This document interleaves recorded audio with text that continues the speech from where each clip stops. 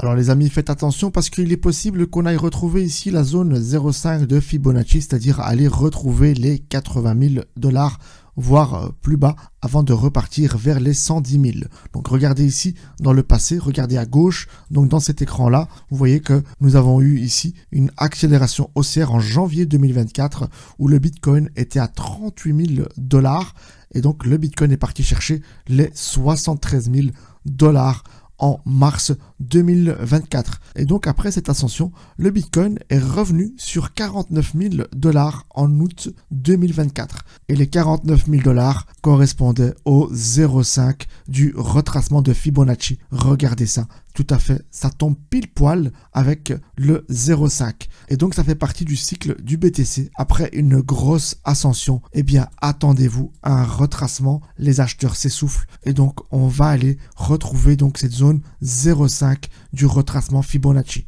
Donc faites attention, c'est un scénario qui est fort probable. Surveillez donc bien la zone autour des 80 000 $.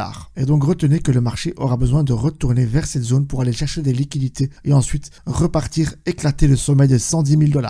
Et donc on va continuer ici l'analyse. Je passe en H4. On voit clairement ici que nous étions haussiers. Nous avions des points hauts plus hauts à chaque fois et nous avons des points bas aussi plus hauts à chaque fois. Et donc, cette structure-là était validée jusqu'à ce que nous avions tapé la TH ici autour des 108 000 $.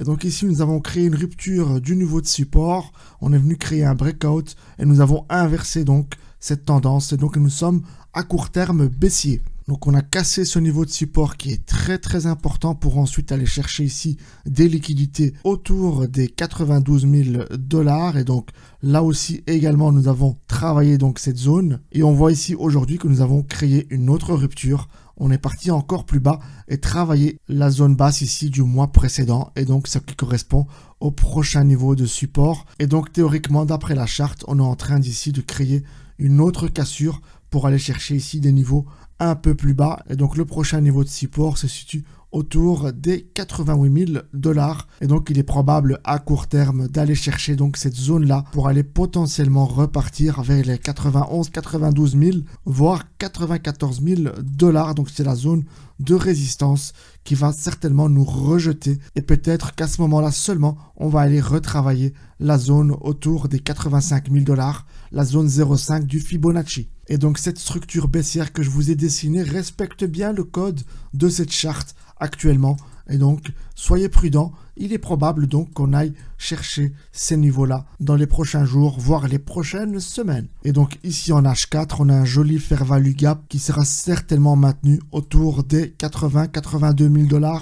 Et donc certainement le Fibonacci 0,5 ira rebondir dessus pour que le BTC puisse respirer dans cette zone et pour ainsi repartir vers les zones 90 000. Et donc après cela, on devra définir d'autres objectifs qui se situeront autour des 90 000, 92 000 $.